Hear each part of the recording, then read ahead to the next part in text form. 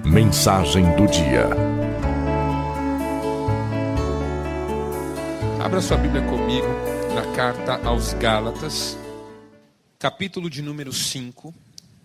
Nós vamos ler do verso 16 até o verso 26. Por isso digo, vivam pelo Espírito, e de modo nenhum satisfarão os desejos da carne. Pois a carne deseja o que é contrário ao Espírito, e o Espírito o que é contrário à carne. Eles estão em conflito um com o outro, de modo que vocês não fazem o que desejam. Mas se vocês são guiados pelo Espírito, não estão debaixo da lei. Ora, as obras da carne são manifestas: imoralidade sexual, impureza e libertinagem, idolatria e feitiçaria, ódio, discórdia, ciúmes, ira, egoísmo, dissensões, facções e inveja, embriaguez, orgias e coisas semelhantes a estas. Eu os advirto, como antes já os adverti. Aqueles que praticam essas coisas não herdarão o reino de Deus. Mas o fruto do Espírito é amor, alegria, paz, paciência, amabilidade, bondade, fidelidade, mansidão e domínio próprio. Contra essas coisas não há lei. Os que pertencem a Cristo Jesus crucificaram a carne com as suas paixões e os seus desejos. Se vivemos pelo Espírito, andemos também pelo Espírito. Não sejamos presunçosos, provocando uns aos outros e tendo inveja uns dos outros. Até aqui, louvado seja Deus pela sua palavra. Amém, irmãos? Calbart já dizia que na leitura frequente das Escrituras, alguns textos se apresentam diante dos nossos olhos e se impõem sobre nós como se fossem um mandato. Textos que estão querendo ser pregados, que estão querendo ser lidos e ensinados para a igreja. Como se Deus mesmo estivesse dizendo, e é isso de fato que nós acreditamos, fale sobre isso. E foi a maneira como eu encontrei esse texto que nós acabamos de ler. De modo que eu gostaria de falar ao seu coração sobre ele, porque ele tem ensinamentos preciosos que podem edificar e abençoar a sua vida. É importante que você saiba que toda a carta aos Gálatas é uma grande bênção. Uma carta muito bonita, mas ao mesmo tempo muito profunda e de certo modo muito dura até. Porque os Gálatas foram fruto do ministério do apóstolo Paulo. E em condições muito diferentes daquelas que seriam consideradas condições normais. Já que Paulo esteve entre os Gálatas quando estava terrivelmente enfermo. Paulo foi pregar aos Gálatas numa condição física muito diferente daquela que lhe era própria. Estava debilitado, fragilizado. E a ideia que ele passa é de que a sua enfermidade era muito visível e, ao mesmo tempo, era de causar um certo constrangimento e até, por que não dizer, uma certa vergonha. Paulo diz isso para os Gálatas nessa carta. Vocês me receberam na minha fraqueza, quando eu estava doente, e não levaram isso em consideração. Pelo contrário, ouviram o que eu tinha para dizer e se converteram ao Senhor Jesus. Ouviram Paulo doente, ouviram a sua mensagem e ainda se renderam ao conteúdo da sua pregação. Então a conversão dos Gálatas foi muito bonita, muito rica. E Paulo se alegrou muito com o seu ministério entre aqueles irmãos. Só que Paulo saiu de lá e deixou aqueles irmãos no contexto da comunidade que ali foi fundada. E como acontecia com todas as comunidades que Paulo fundava, logo chegaram os chamados judaizantes, que eram uma espécie de grupo perseguidor do apóstolo Paulo. Por onde Paulo passava, esse grupo acabava passando atrás. Mas não para confirmar o que Paulo fez, não para abençoar o apóstolo Paulo cooperando com o seu ministério, mas para de alguma maneira descaracterizar o que Paulo havia feito. Os judaizantes tinham uma razão de ser. Eles queriam convencer as novas comunidades cristãs a viverem de acordo com o que o judaísmo da época pregava. As legislações do Antigo Testamento, as legislações cerimoniais, as legislações rituais e, sobretudo, a circuncisão.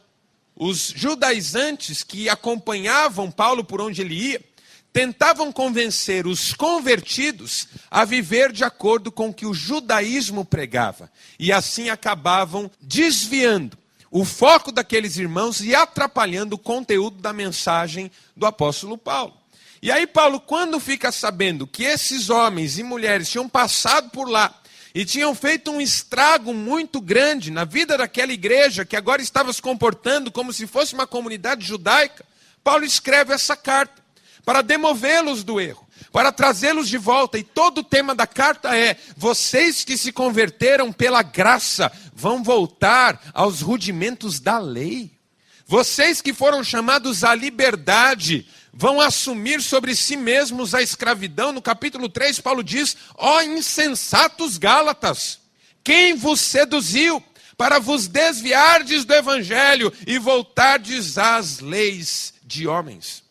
Paulo é tão duro nessa carta que ele diz: Gálatas, vocês estão observando dias, festas, preceitos, e estão deixando de viver na liberdade dos filhos de Deus. Deus nos chamou para a liberdade, e essa era uma das tônicas do ministério do apóstolo Paulo. Acontece que havia um argumento, tanto na igreja dos Gálatas nesse momento, como na mensagem que os judaizantes acabavam pregando. E o argumento era o seguinte: se vocês não tiverem lei, como é que vocês vão cumprir a vontade de Deus? Se vocês não receberem a cartilha, como é que vocês vão se comportar? Se vocês não tiverem uma normatização, como é que vocês fugirão do pecado? O que Paulo faz, na verdade, é pregar um evangelho que sugere a libertinagem, que sugere cada um faça o que quiser fazer. E embora nós saibamos que isso não era verdade, as pessoas acabavam acreditando nisso. E aí Paulo escreve dizendo para elas o seguinte: o segredo para se viver de acordo com a vontade de Deus não é a cartilha. O segredo para se viver de acordo com a vontade de Deus não é o conjunto das normas. O segredo para se viver a vontade de Deus é o Espírito Santo. E essa é a força da mensagem de Paulo. Você não vive de acordo com a vontade de Deus porque tem uma cartilha a seguir, porque cumpre uma série de rituais, porque cumpre uma série de programas, porque faz uma série de festas e de celebrações religiosas, porque observa uma série de dias considerados sagrados. Você faz a vontade de Deus porque renuncia à sua própria vida e deixa o Espírito Santo viver através de você. Esse é o grande desafio da fé. Aos Efésios, Paulo diz a mesma coisa quando escreve: não vos embriagueis com vinho, no qual há dissolução, mas enchei-vos do Espírito. Na carta aos Romanos, Paulo fala lindamente do capítulo 1 ao capítulo 7 sobre o que Jesus fez por nós, como ele pagou o preço do nosso pecado e como ele nos libertou da ira vindoura. E aí no capítulo 8, Paulo fala dessa nova vida que Jesus conquistou para nós como sendo uma vida no Espírito. O Espírito nos ajuda nas nossas fraquezas. O Espírito intercede por nós com gemidos inexprimíveis. O Espírito testifica com o nosso Espírito que somos filhos de Deus. O Espírito habita em nós. O Espírito nos dá dons. O Espírito nos orienta. Como o próprio Jesus ensinou, o Espírito nos faz lembrar todas as coisas que o Mestre nos ensinou. Ser cristão é andar no Espírito. Ser vitorioso na vida cristã é deixar o Espírito conduzir. Por isso Paulo começa o texto que nós lemos com essa declaração: vivam no Espírito e não satisfarão o quê? Os desejos da carne. Quais lições nós aprendemos no texto que nós lemos? Primeiro, que Paulo quer chamar a nossa atenção para a luta que há em nós, e que é uma luta entre as coisas de Deus, entre o Espírito de Deus, entre as coisas espirituais e a nossa natureza humana, que é o que Paulo chama aqui de carne. Carne, na teologia do apóstolo Paulo, não é corpo, não é a vida física, não é a matéria. Carne, na teologia de Paulo, não é aquilo que eu posso pegar, que eu posso tocar, que eu posso mensurar de certo modo. Carne, na teologia de Paulo, é a natureza. Porque Paulo não era um filósofo grego. Na filosofia grega é que havia uma distinção entre o corpo e a alma, entre a matéria e o espírito. E Platão dizia que o espírito se livraria da matéria para finalmente alcançar a sua plena liberdade. Mas Paulo não era um filósofo grego. Ele não cria nessa dicotomia entre matéria e espírito. Tanto que ele pregava a ressurreição do corpo. Jesus ressuscitou e deixou Tomé lhe tocar. Corpo ressurreto. Porque na revelação do Senhor Jesus, os nossos corpos serão transformados.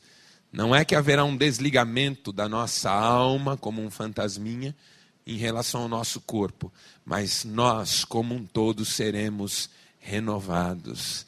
Semeia-se, Paulo diz, um corpo corruptível e colhe-se um corpo incorruptível, à semelhança do corpo do Senhor Jesus ressuscitado. Paulo não tinha essa visão dicotômica, como a gente chama. Mas o que Paulo está dizendo aqui é, uma é a natureza de Deus, e outra é a natureza humana como inclinação para o pecado. Embora a palavra que Paulo use seja exatamente a palavra carne no grego, a tradução teológica desse termo é natureza humana, tanto que a Bíblia, nova tradução na linguagem de hoje, usa essa expressão. Por quê? Porque a natureza humana está em conflito permanente com as coisas de Deus, e você sabe muito bem disso. Há uma força dentro de nós que luta contra Deus, embora na mente nós até desejemos que Deus faça sua obra em nós. Quantas vezes você não disse para alguém que você ama, não era isso que eu queria? Me perdoa porque eu não queria ter feito assim. Quantas vezes o maridão não disse para a esposa, meu bem, me perdoa porque eu não queria ter falado assim com você. E a esposa diz para o marido, meu bem, me perdoa porque eu não queria ter reagido assim contra você. Os filhos podem dizer isso para os pais. Papai, me perdoa, eu não queria ter feito isso com você. Mamãe, me perdoa, eu não queria ter magoado você. Quantas vezes nós não agimos de forma contrária às nossas convicções? Você queria ler mais a Bíblia, mas quando você vê, você não está lendo. Você desejaria orar mais, mas não está orando. Queria perdoar aquela pessoa que te fez mal, mas não está conseguindo. Há uma força dentro de você. É a natureza, o pecado entrou no mundo e contaminou a natureza humana, de modo que a natureza nos leva para longe de Deus. Somos um conflito, estamos em permanente combate, somos um paradoxo. Talvez tenha sido isso que Blaise Pascal tentou dizer, quando naquele livrinho Pensamentos ele escreveu o seguinte: se uma pessoa se gaba, eu a rebaixo. Se uma pessoa se rebaixa, eu a exalto. E assim vou fazendo sucessivamente, até mostrar para ela o monstro incompreensível que ela é. Você é um monstro incompreensível, e eu também sou. Porque o bem que nós queremos, a gente não faz, e o mal que a gente detesta, a gente pratica. Não é isso que Paulo diz aos Romanos? O bem que eu quero fazer, esse eu não faço. Mas o mal que eu detesto, esse eu pratico. Miserável homem que sou. Quem me livrará do corpo dessa morte? Mas o versículo na sequência diz, graças a Deus por Jesus Cristo. Graças a Deus, irmãos, por Jesus Cristo, que superou a nossa contradição, que pagou o preço do nosso pecado, que assumiu a nossa natureza para vencê-la. E nos dá vitória também com Ele. Por isso que eu e você somos mais que vencedores. Somos vencedores de uma luta que nós não conseguimos lutar. Somos vencedores em relação a um preço que não fomos nós que pagamos. Somos vencedores em nome de Jesus. Por isso temos que entregar a vida para Ele. Senão não teremos vitória nesse combate. A nossa natureza continuará triunfando sobre as coisas de Deus. É como aqueles carrinhos que estão sobre o trilho de um trem e você manivela eles para eles andarem para frente ou para trás. Sabe aqueles carrinhos no trilho do trem? Quanto mais para a esquerda, mais sobra trilho na direita. Quanto mais para a direita, mais sobra trilho na esquerda. Quanto mais próximos do Espírito, mais nós sacrificamos os desejos da carne. Quanto mais inclinados aos desejos da carne, mais nós sacrificamos as coisas do Espírito na nossa vida. Segunda lição que nós aprendemos nesse texto é que Paulo quer chamar nossa atenção não só à luta que há em nós, mas também para as obras da carne, que ele diz são manifestas. E essa expressão é interessante nesse texto. As obras da carne são manifestas. E ele até faz uma pequena lista de quais sejam essas obras. Imoralidade, idolatria, feitiçaria, orgia, dissensão, ira, ciúmes, facções e outras coisas, ele diz. Como quem usa um etc. Isso, aquilo, outro e etc. Ou seja, tem muita coisa ainda. Se eu fosse falar de tudo, eu não teria tempo para isso. Se Paulo fosse fazer uma lista de todos os pecados, ele não teria papel suficiente para terminar a sua carta. Mas o modo como Paulo usa essa expressão e outras coisas semelhantes é exatamente para chamar a atenção num detalhe. Não importa que você saiba a lista dos pecados, importa que você reconheça que as obras da carne são manifestas, porque quem anda no Espírito sempre sabe quando está pecando contra Deus. O desafio de andarmos no Espírito é que andando no Espírito a gente sempre sabe quando está se afastando do Senhor.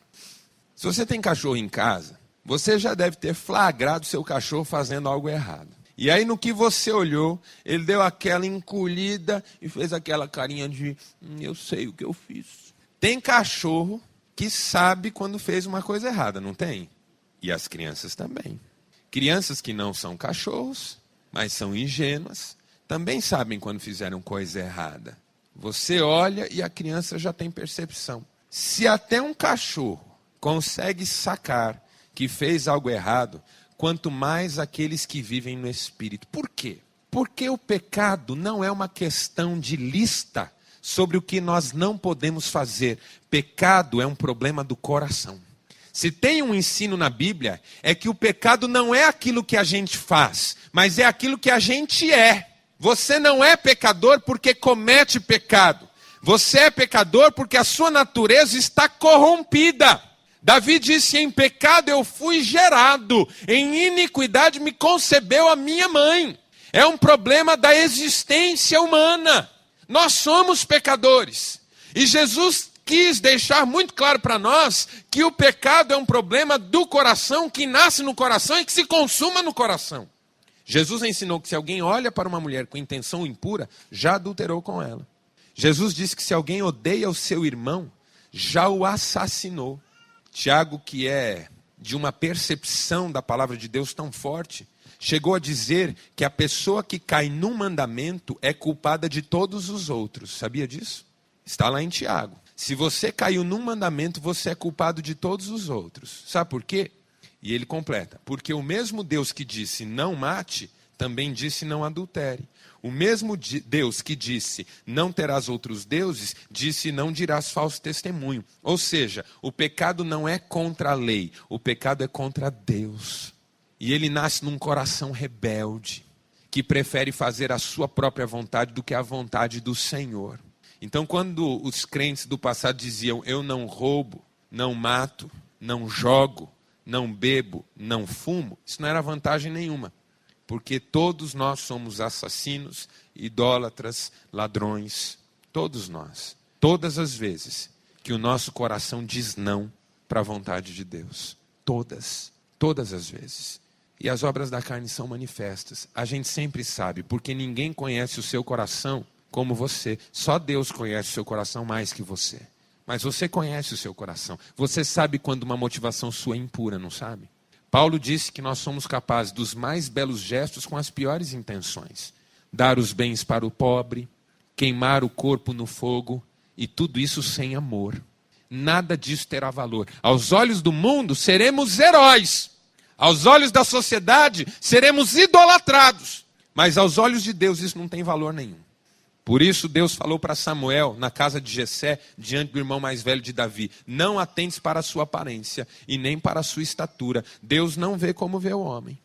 O homem vê a aparência, o exterior. Deus vê o coração. Por isso a Bíblia diz, sobre tudo que se deve guardar, meu filho, guarda o teu coração. Dele procedem as saídas para a vida. As obras da carne são manifestas. E aqueles que praticam essas coisas não entrarão no reino dos céus. Andar no Espírito, para que não sejam mais necessárias cartilhas, normatizações, regulamentos. Um povo que não anda no Espírito precisa perguntar o tempo inteiro, isso pode, isso não pode, isso pode, isso não pode. E quem anda no Espírito sabe qual é a vontade de Deus. Pastor, homem pode ter cabelo comprido. Pastor, pode fazer tatuagem. Pastor, pode não sei o quê. Pastor, menina pode ter mais de 2 brincos na orelha. Pastor, isso é cartilha. Sabe qual é a pergunta do Espírito? Você que quer fazer tatuagem, você que quer deixar o seu cabelo desse ou daquele jeito, dessa ou daquela cor, você que quer pôr não sei quantos brincos na orelha, no nariz, no umbigo, no braço, no dedo do pé, está fazendo tudo isso com que motivação? Assim como eu pergunto para você que usa terninho, gravatinha, bonitinho, e que tem um cabelinho cortadinho com a tigelinha da mamãe. Qual é a sua motivação? Quando você se apresenta diante dos outros, você quer chamar que tipo de atenção? Quem você quer honrar? Quem você quer glorificar? Quem você quer abençoar? Como é que nós julgamos as nossas ações? De acordo com as nossas intenções. E isso só a vida no Espírito oferece. Senão eu tenho que escrever uma cartilha. E a cartilha, ao invés de libertar, aprisiona. As obras da carne são manifestas. A gente sabe, irmãos. E você sabe quando você está se afastando do Senhor. Quem não anda no Espírito quer saber qual é o limite. Aqui é pecado? Não, aí não. E aqui? Não, aí também não. Mas e se eu andar mais 10 centímetros para lá? E aí já está ficando perigoso. Aí tem aquela linha nebulosa que ninguém sabe regulamentar. Quem anda no Espírito não quer saber até onde pode ir. Quer saber onde é que Deus quer que a gente vá. Amém, irmãos? As obras da carne são manifestas. E por último, eu vou terminar. Terceira lição. Paulo quer chamar a nossa atenção para o fruto do Espírito. Aqui as coisas ficam maravilhosas. O fruto do Espírito. O fruto do Espírito é amor, alegria, paz, bondade, benignidade, fidelidade, longanimidade, mansidão, domínio próprio. É um fruto só. Do jeito que está na minha Bíblia, que está na sua, é como está no original. O termo está no singular. É o fruto do Espírito. O fruto do Espírito. Vai que você compra uma mexerica no mercado. É um fruto com vários gomos. Essa é a melhor ilustração para o fruto do Espírito. Um fruto com vários gomos. E todos os gomos têm que estar lá para o fruto ser completo, para o fruto ser perfeito, para o fruto valer alguma coisa. Você vai na feira. Eu quero uma mexerica. Quanto custa? R$1, o feirante diz. Pastor, R$1 é muito caro, mas é só para eu fazer a conta mais fácil, tá, irmão? R$1. Aí você diz, então me dá uma. O feirante pega uma, faltando um gomo, e te dá. Você fala, eu não quero essa, está faltando um gomo. Ele fala, não, mas eu faço 90 centavos. Você pega. Pois essa é a ilustração do fruto do Espírito. Ou ele é completo na nossa vida, ou ele não é do Espírito. No livro Espírito da Vida, o Moltmann faz distinção entre obra da carne e fruto do Espírito. Porque obra tem a ver com produção humana. Fruto tem a ver com algo que nasce pela natureza, que foi criada por Deus. A carne tem obra, o Espírito tem fruto. É diferente. E é um fruto completo.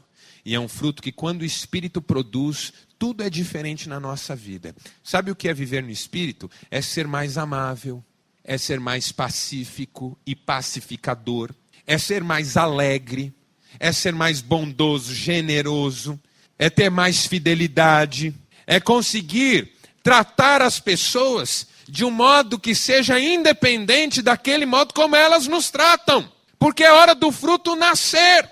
Você tratar com amabilidade uma pessoa que já é amável com você não é fruto do Espírito, é apenas cortesia, educação. A coisa fica complicada quando você é maltratado, quando você é desafiado, agredido. E é hora do fruto nascer, brotar, desabrochar em você, ser produzido pelo Espírito Santo. E você ser uma bênção até na vida dessas pessoas. Contra essas coisas, diz Paulo, não tem lei. Sabe por que eu não preciso de cartilha? Porque aquilo que o Espírito Santo quer de mim não precisa ser legislado, irmãos. Quem que pode legislar o amor? O apóstolo Paulo diz, quem ama cumpre a lei. João diz, quem ama é nascido de Deus. Agostinho de Hipona escreveu, ama e faze o que quiseres. O problema da legislação é que ela só pode legislar o errado. Você não vai encontrar uma placa de pise na grama. Você só encontra a placa de não pise na grama. E em volta dela a grama está toda morta, de tanto que as pessoas pisam. Você não regulamenta o que é natural. Você regulamenta aquilo que precisa ser interrompido. Quando o Espírito age na nossa vida, nós não precisamos de regulamentação, porque é natural do Espírito amar, abençoar, alegrar, ser fiel e fazer a vontade do Pai. Por que eu quero ser cheio do Espírito, meu irmão? Porque eu tenho certeza que assim eu vou fazer toda a vontade de Deus. Feche seus olhos, eu quero orar com você. Você sabe da luta que há em você. Você sabe que você é uma contradição. Você sabe que você é um paradoxo. E que a vitória sobre a sua contradição não depende de você, mas está em Cristo, que assumiu a sua natureza e pagou um preço pela sua vida. Você sabe as obras da carne que estão reinando em você. Você sabe quando você está longe de Deus. Você sabe. Você sabe quais são as suas motivações nessa ou naquela decisão. Você sabe. Você sabe que o fruto do Espírito, só o Espírito pode produzir em você. Você já tentou, mas não conseguiu. Você já se esforçou, mas não deu. Por isso, viva no Espírito e você não satisfará a carne. É simples assim. É direto assim. Talvez a sua vida esteja de cabeça para baixo, pernas para o ar. Talvez a sua vida esteja redondinha, tudo no lugar. Nem de um nem de outro modo você vive no Espírito. E você quer fazer isso hoje? Eu quero orar com você. Pai amado, nós te pedimos graça nessa noite.